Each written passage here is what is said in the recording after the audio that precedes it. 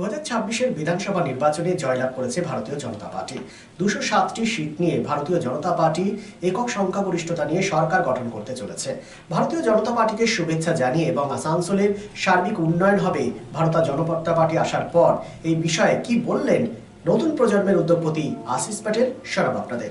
একটা ভিশন রয়েছে আপনার, যে ভিশনে আপনারা চাইছেন apart from entrepreneur you are also a social man.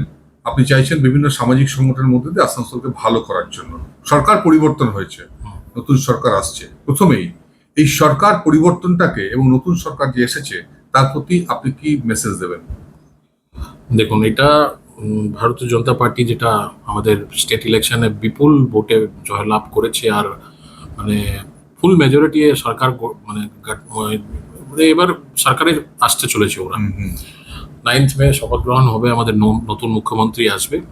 তো এন্টায়ার বিজেপি মানে ন্যাশনাল লিডার বলুন, স্টেট লেভেলের লিডার বলুন, কার্যকর্তাদের বলুন, সবাইকে মানে আমার পক্ষে শুভেচ্ছা জানাচ্ছি।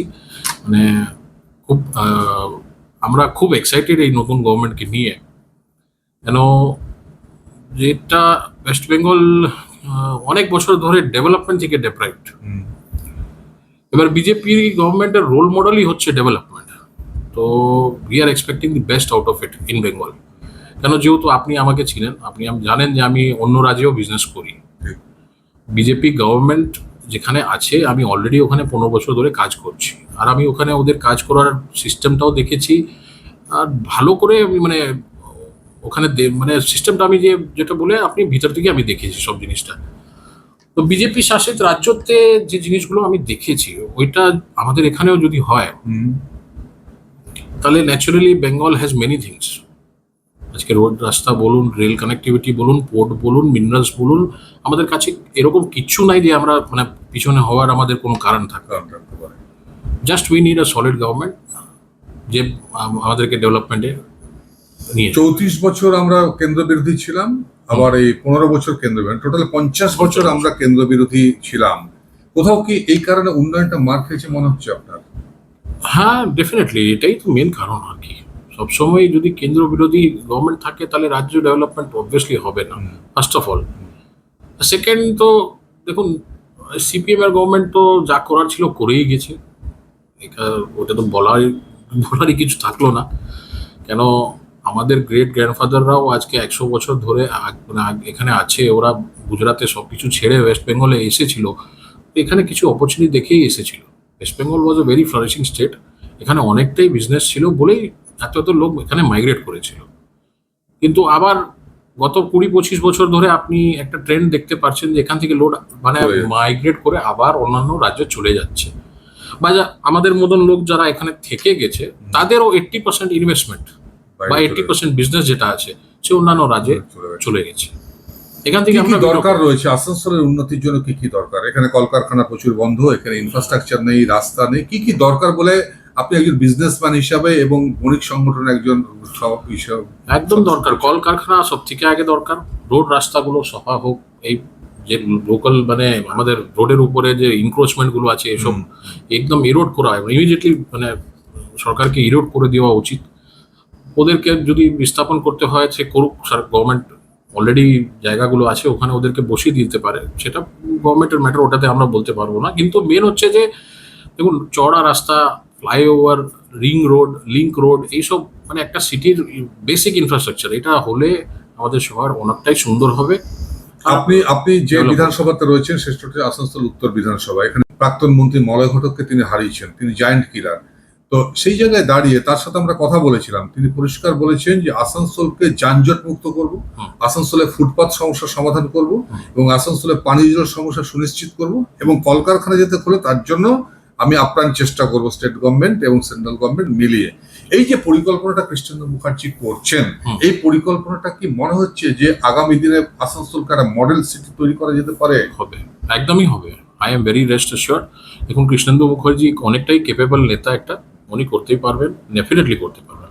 আর আমি তো আপনাকে যেটা বললাম যে অন্যান্য রাজ্যেও আমরা দেখেছি যে মানে আপনাকে যেটা বলা যায় সিপিএম এবং তৃণমূল কংগ্রেস, এরা দুটাই পার্টি কলকাতাকে শুধু বাংলা মানে ওয়েস্ট বেঙ্গল ভেবেছে। এরা কলকাতা ছাড়া অন্যান্য কোনো সিটিতে এদের কোনো ফোকাসই ছিল না। এরা শুধু কলকাতার উন্নয়ন, কলকাতার ডেভেলপমেন্ট, কলকাতা ছাড়া এদিকে ওদিকে কোনো জায়গায় তাকাইনি। তো সেটা মানে this is not a way of good governance. মানে একটা স্ট্রং গভর্নমেন্ট হলে কি হয় যে আপনার দেখুন আজকে আসানসোল আমাদের দ্বিতীয় স্থানে আছে, সেকেন্ডে population. We are the second largest city in West Bengal. কিন্তু আপনি কলকাতা ছেড়ে এলে তারপর আপনাকে মানে বাইরে থেকে মানুষকে নিয়ে এসে দেখাবেন আপনার সিটিটা, তো মানুষ এটা কি বিলিভ করতে পারবে যে Asansol is the second biggest town?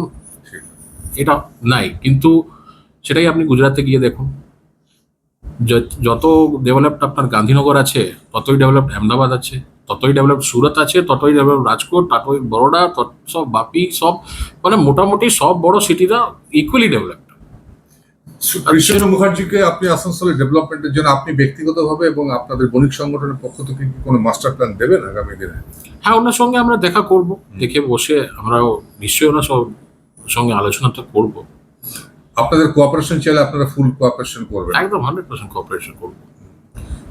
আর খুব এক্সপেক্ট করছি যে এই গভর্নমেন্টটা, যেটা আমি অন্য রাজ্যে দেখেছি যেরকম বিজেপি করে, সেরকমই এখানেই হবে। আর ওয়েস্ট বেঙ্গলের ফিউচার অনেকটাই ব্রাইট হয়ে যাবে। কারণ আপনার কথাতে আশা করা যাচ্ছে যে বাইরে যারা কাজ করতে গিয়েছে আজকে অভাবের তাড়নায়, তারা আবার পশ্চিমবাংলায় ফিরে আসতে ফিরবে। এবং যারা ওয়েল এডুকেটেড ইঞ্জিনিয়ার থেকে শুরু করে MBA থেকে শুরু করে যারা আজকে বাইরে চলে যাচ্ছে, তারা এখানে কর্মসংস্থান হবে। একদম হবে। I am very sure about it. আর আমাদের লোক যারা এখন ইনভেস্টমেন্ট বাইরে করে ফেলেছে, আমরাও দেখুন এই স্টেটটা আমার নিজস্ব স্টেট, যে আমার জন্মভূমি, ওখানে যদি ডেভেলপমেন্ট হয় আমি তো এখানেই ইনভেস্ট করবো, আমি কেন অন্যান্য রাজ্যে ইনভেস্ট করতে যাব? ঠিক। কিন্তু যেহেতু ডেভেলপমেন্ট ইজ নীল, বিজনেসম্যানকে তো ডেভেলপমেন্ট দরকার। ডেভেলপমেন্ট না থাকলে তো আমাকে তো অন্যান্য চয়েস নিতেই হবে, স্টেপ নিতেই হবে। তো এবার যদি আমার স্টেট ডেভেলপ করবে, অটোমেটিকলি আমার মতন আরো অনেক বিজনেসম্যানরা আছে যারা লাস্ট 15-20 বছর ধরে বাইরে স্টেট ইনভেস্টমেন্ট করছে। মানে আপনি রুটি সংস্থানটা অনেক করেছেন, আরো করতে পারেন যদি গভর্নমেন্ট ভালো থাকে এবং আপনি সেই চেষ্টাটা করবেন। একদম আপনি আশাবাদী? একদম আশাবাদী। আর আমরা মানে ম্যাক্সিমাম ইনভেস্টমেন্ট আমাদের হোম টাউনে হোমস্টেতেই করবো। Lifeline Multi-Specialty Hospital boasts 500 beds across 160,000 square feet of build-up, featuring 7 advanced operating theatres, a digital cath lab, a state-of-the-art emergency and trauma unit, and a next-generation 3D MRI amongst a comprehensive basket of services. Renowned super specialists from premier institutes deliver top-tier care, supported by digitalized integrated healthcare for seamless coordination. Lifeline prioritizes innovation and patient centricity, ensuring comprehensive top-class services. So for premier medical treatment, visit Lifeline Multi-Specialty Hospital, Kalipahari, Asansol, NH2 District, Paschim Bardhaman, West Bengal. It's a good news for Asansol and Paschim Bardhaman district. Introducing Dr. Kumar Skin Hair and Laser Center. Dr. Atul Kumar, MD, Skin and Wedding, dermatologist and cosmetologist. Hotton Road near Masjid, Asansol. Mobile number 8388831308. তো আসানসোলবাসী, আপনার ত্বক এবং চুলের যে কোনো সমস্যার সমাধানে আপনার পাশে doctor Kumar skin hair and laser centre. Doctor Atul Kumar, MD, Skin and Wedding, dermatologist and cosmetologist. Mobile number 8388831308. So please come. Dr. Kumar's Skin, Hair and Laser Center, Hotton Road near Masjid, Asansol.